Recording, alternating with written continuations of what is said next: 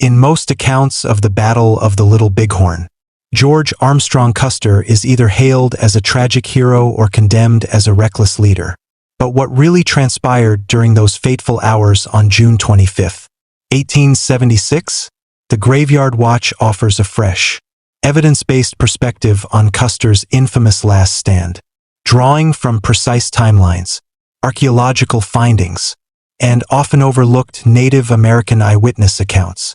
This narrative strips away the myth and reveals the brutal reality of the battle. As the story unfolds, it becomes clear that Custer's defeat was not the noble last stand often romanticized in history, but a series of critical miscalculations and tactical errors. Through forensic accuracy, this retelling rewrites history and uncovers the truth behind one of America's most enduring legends.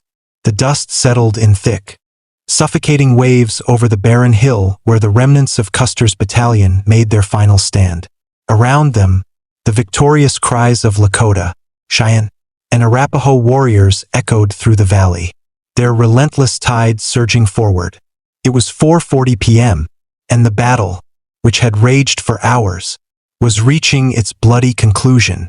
What had once been a cohesive military unit had devolved into scattered, desperate soldiers clinging to life on Last Stand Hill, surrounded by enemies on all sides. From this vantage point, the entire battlefield stretched out in a twisted, violent tableau. Bodies of fallen men and horses littered the ground. The gray and bay horses, once proud cavalry steeds, now lay motionless alongside their riders. The acrid stench of gunpowder hung in the air, mingling with smoke that swirled through the chaos. The sound of gunfire had nearly ceased, save for the occasional sharp crack of a rifle. A few scattered shots as soldiers clung to their final moments of resistance. But the Native American forces were no longer content to trade gunfire from a distance. They had closed in, moving with clubs, knives, and arrows to finish what had begun hours earlier. George Armstrong Custer, once the embodiment of confidence and bold strategy, now found himself in a fully compromised position on the highest ground. The man who had led countless battles watched as his command disintegrated before his eyes, caught in the crossfire of his own miscalculations and the ferocity of an enemy he had grievously underestimated. As Custer scanned the horizon, he saw only the dark shapes of warriors charging from all directions, swift, decisive, and overwhelming in number.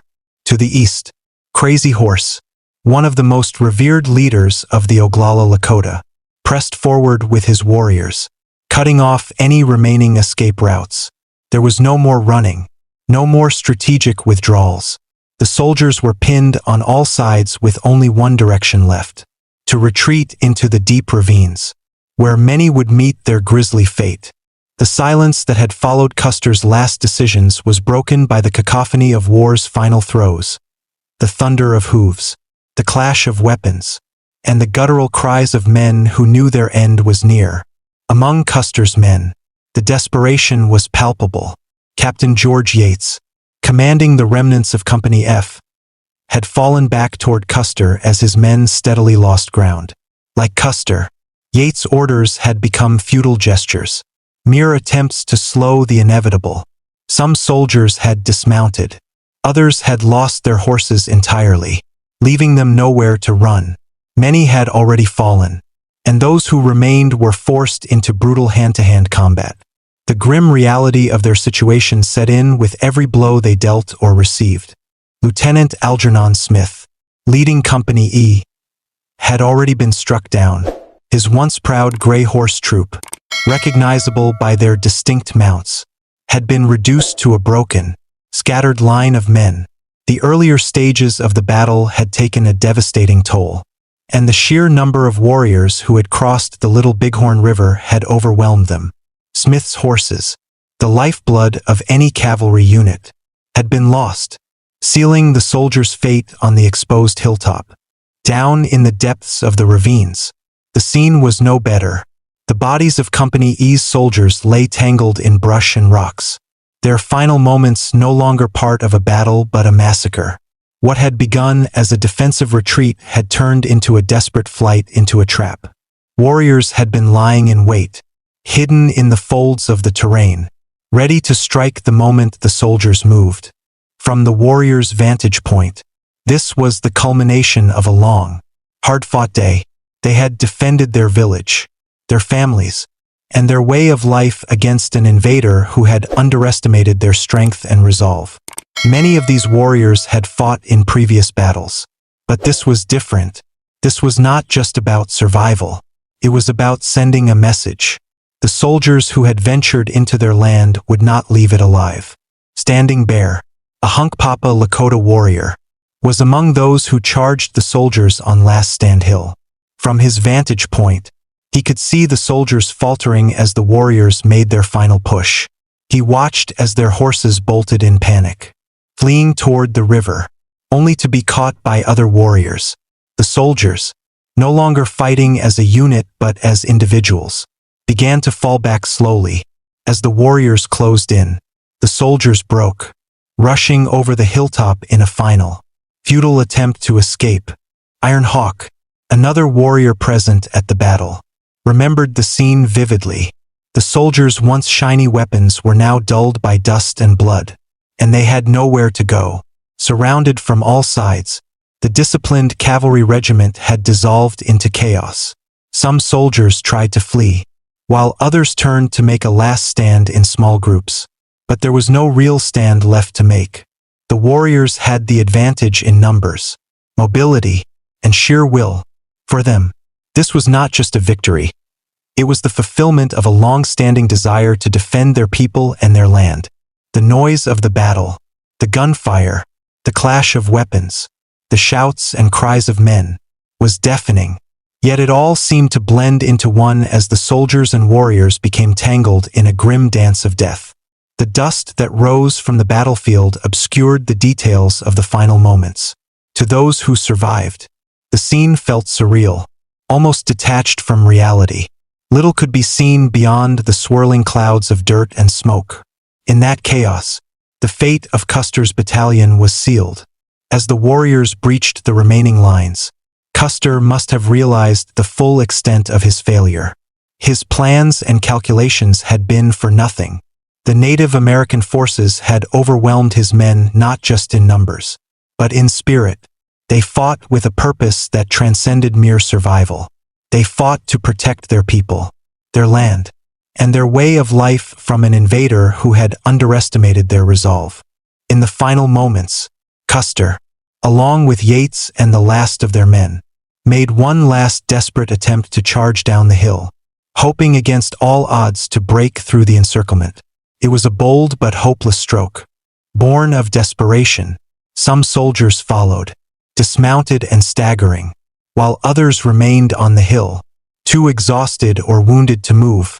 Those who charged were cut down swiftly, their bodies falling among the rocks and brush of the deep ravine.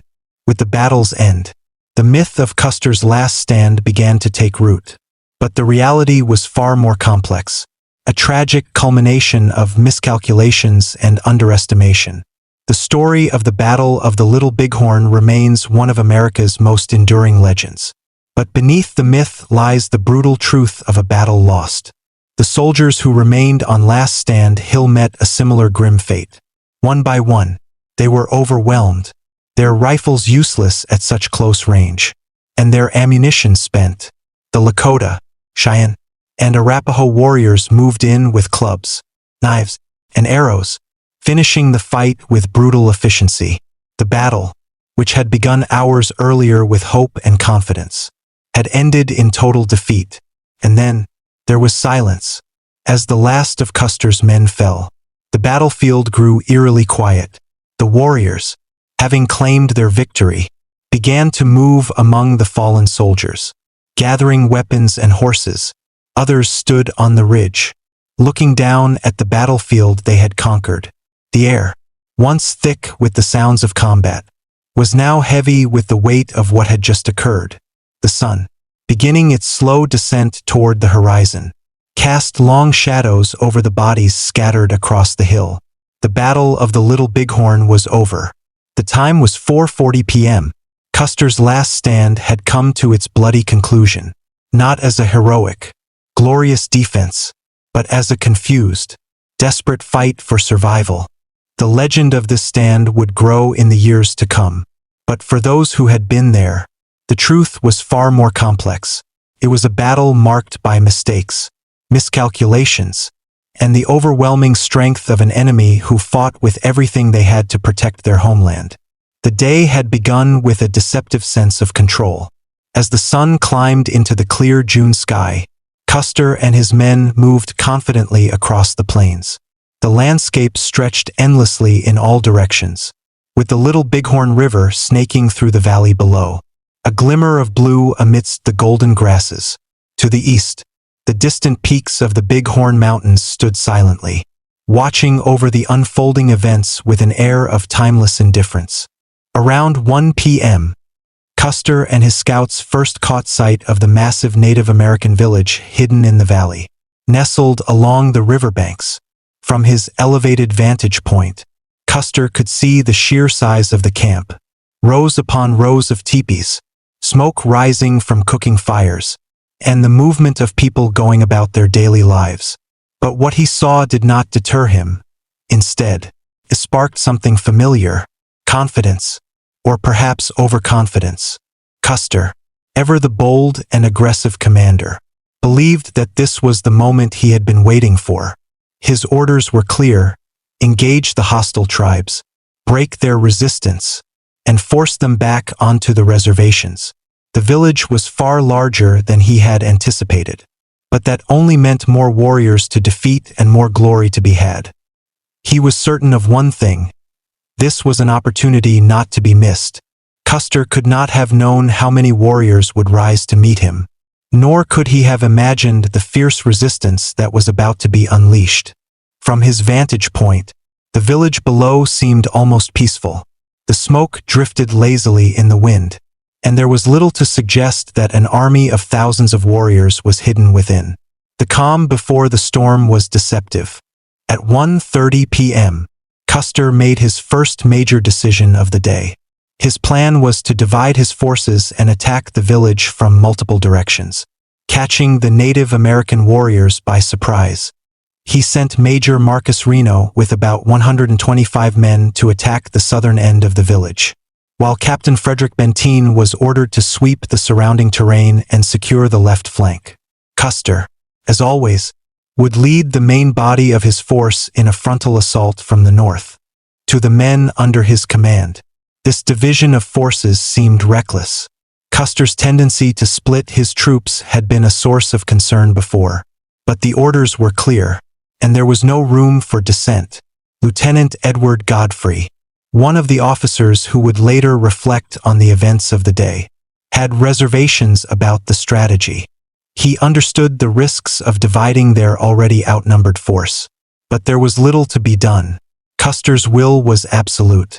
As Reno moved southward, tensions began to rise among the soldiers. They could not yet see the warriors hidden in the hills and valleys, but they could feel the weight of the task ahead.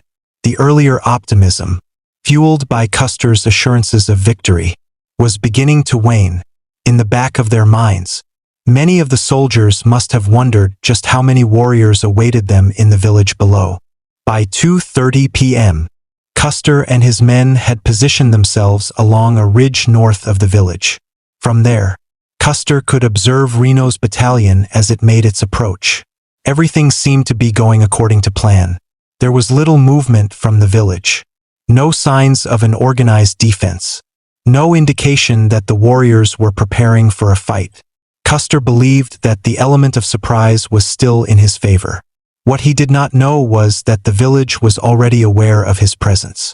Inside the village, the Lakota Sioux, Northern Cheyenne, and Arapaho warriors were preparing for battle. Their scouts had seen Custer's men approaching from the north and heard Reno's forces advancing from the south. Any initial panic that might have accompanied the sudden appearance of U.S. cavalry quickly dissipated, replaced by a sense of determination. They had faced soldiers before, but never had they been this prepared. The village leaders, including Sitting Bull, had long warned their people that this day would come. Sitting Bull, the spiritual leader of the Lakota, had held a sun dance ceremony days before the battle, during which he had a vision of soldiers falling into their camp like grasshoppers from the sky. The warriors believed this vision foretold their victory, and they were determined to defend their families, their land, and their way of life at all costs. As the minutes passed, the village stirred into action. Women and children began moving toward safety, disappearing into the hills or crossing the river. The warriors, however, prepared for a fight, taking up positions behind natural cover, ridges, ravines, and bushes that concealed their numbers. What appeared to Custer as a quiet, unassuming village was, in fact, a well-prepared defensive force, ready to strike with deadly precision. By 3 p.m., Reno's men had reached the southern edge of the village. As they began their attack, Reno ordered his troops to dismount and advance on foot. The soldiers moved cautiously through the underbrush, their eyes scanning the horizon for any sign of the enemy. For a few moments, the tension was unbearable, a silence hanging in the air as if the land itself was holding its breath. Then, without warning, the warriors appeared. They rose from the grass and brush like phantoms, their war cries shattering the stillness. Arrows and bullets flew from all directions, catching Reno's men off guard. What had begun as a bold attack quickly turned into a retreat. Reno, realizing the overwhelming number of warriors facing him, ordered a withdrawal to a defensive position in the timber. The soldiers scrambled for cover, firing their weapons in all directions as the warriors pressed their advantage. From his vantage point to the north, Custer could see the smoke and hear the gunfire from Reno's position. He still believed his plan was working. Reno was engaging the enemy, just as intended. Surely the warriors would be too distracted to notice his own approach from the north. At 3:30 p.m., Custer gave the order to advance toward the river, leading his men closer to the village. As Custer's battalion moved toward the ford that crossed the Little Bighorn River, his scouts reported increasing signs of enemy activity. Warriors on horseback were seen moving rapidly along the ridgeline, crossing the river in greater numbers. Custer, however, remained confident. He believed that his surprise attack would still catch the village off guard and that Reno's engagement would weaken the warriors' ability to resist. But by now, the battle had already shifted. Reno's men were faltering, retreating under heavy fire, and the warriors who had once been engaged with Reno were now moving northward toward Custer's position. The calm of earlier hours had given way to the storm of battle. The warriors, no longer focused solely on Reno, were now converging on Custer from all directions. Custer, still unaware of the full scale of the Native American forces, pressed forward.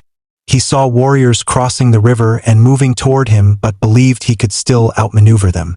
His confidence in his tactical abilities remained unshaken. After all, he had faced challenges before and emerged victorious. Yet, as the clock neared 3:46 p.m., the reality of the situation began to set in. Custer had led his men into a deadly trap, one that would soon close around them with crushing force. The warriors were no longer scattered and retreating. They were united, determined, and ready for battle. The storm was about to break, and Custer was at its center. The final moments of calm were slipping away as Custer and his men prepared to cross the river. The full weight of the battle was about to come crashing down. What had begun as a calculated offensive was about to turn into a desperate struggle for survival. The clock was ticking, and the last stand was drawing near. The momentum of the battle had shifted irreversibly. By the time the clock struck 4 p.m., Custer's battalion, which had once moved with such confidence, was now precariously positioned along Cemetery Ridge. In front of them lay the Little Bighorn River and the village that had once seemed ripe for conquest. Behind them loomed the sprawling hills and ravines that were now teeming with warriors ready to strike. The soldiers had no idea how swiftly the tide had turned. But the Native American forces, composed of Lakota Sioux, Northern Cheyenne, and Arapaho warriors, were already closing in from all sides. For the men under Custer's command, The gravity of the situation became clearer with each passing minute. What had started as an offensive had transformed into a defensive battle for survival. The native warriors were no longer a distant threat. They were now a visible, relentless presence, their numbers growing as they streamed across the river and flanked the soldiers. From their elevated position on Cemetery Ridge, Custer's men could see warriors moving through the ravines and along the slopes, their rapid, calculated movements indicating a tightening encirclement. Captain George Yates, commanding F Company, was among the first to recognize the severity of the situation. Positioned near the basin to the right of Cemetery Ridge, he tried to follow Custer's orders to hold the ground and block the advancing warriors. But the effort was futile. Yates could see the warriors slipping through the deep ravines, using the terrain to their advantage and cutting off any possibility of retreat. His men, already stretched thin, were becoming increasingly isolated, and it was clear they would not be able to hold their position much longer. By 4:06 p.m., Yates realized that his position was no longer tenable. He had lost sight of Custer, who had moved farther along the ridge, and the pressure from the warriors was mounting. The air was thick with the sounds of battle, shouts, the occasional crack of gunfire, and the thundering hooves of mounted warriors charging forward. Yates could feel the tension in his men. They were anxious, their eyes darting from the ridgeline to the ravine, searching for any signs of reinforcements that would never come. From his position, Yates could also see the warriors moving through a deep ravine, a natural funnel for the native forces. The ravine was key to their strategy, and they had used it to outflank the soldiers, moving in close before launching their attack. The warriors emerged from the ravine like shadows, their bodies low to the ground, weapons drawn. It was a tactic that had worked against soldiers before, and it was working now with devastating effect. Custer, positioned on the higher ground to the north, had not yet grasped the full extent of the danger. At 4:09 p.m., he still believed he could maintain some semblance of control, though his options were narrowing rapidly. His original plan to link up with Benteen and Reno had long since disintegrated, and his forces were now fighting for their lives. Custer moved his remaining men along the crest of Cemetery Ridge, trying to keep a vantage point that would allow him to direct the battle. But what he saw ahead was grim. The warriors were everywhere, and his men were falling, their horses bolting as panic set in. The first true signs of collapse came when the soldiers realized they were being surrounded. Crow King, a Lakota leader, later recalled that when the soldiers saw they had no way out, they dismounted, taking positions on the ground in a last-ditch effort to fend off the advancing warriors. The dismount, while tactically sound, signaled the beginning of the end. Without their horses, the soldiers lost their mobility, the very thing that had given them an advantage over their opponents in so many previous battles. Now they were stranded on foot, pinned down on the ridge with no clear path to retreat. The Native American forces, meanwhile, moved with increasing confidence. They had the soldiers where they wanted them, trapped, vulnerable, and exposed. The warriors, many of whom had been fighting since early afternoon, were tireless, driven by a fierce determination to protect their people and their land. They knew the soldiers had no reinforcements coming, no cavalry to ride to their rescue. All that was left was to finish what they had started. Crazy Horse, one of the most revered leaders of the Lakota, was instrumental in leading the final surge against Custer's battalion. He had been moving through the deep folds of the land, directing his warriors toward Cemetery Ridge. By 4:10 p.m., he had brought his warriors to the head of the deep ravine, where they could see Custer's men scattered across the ridge. It was clear to Crazy Horse that the soldiers were on their last legs.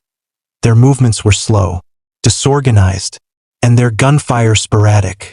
As though they knew it was futile, the warriors moved in closer, cutting off every possible route of escape. In an attempt to stem the tide, Custer ordered Yates to move into the basin area below the ridge, hoping he could plug the gap where the warriors were pouring through. But the move was too little. Too late. Yates, leading the remnants of his F Company, galloped toward the basin, but the terrain slowed them down, and the warriors had already positioned themselves to cut off the escape route from the ravine. The company was met with a hail of arrows and bullets, their charge reduced to a crawl as the warriors pressed in from all sides. By 4:13 p.m., the disintegration was complete.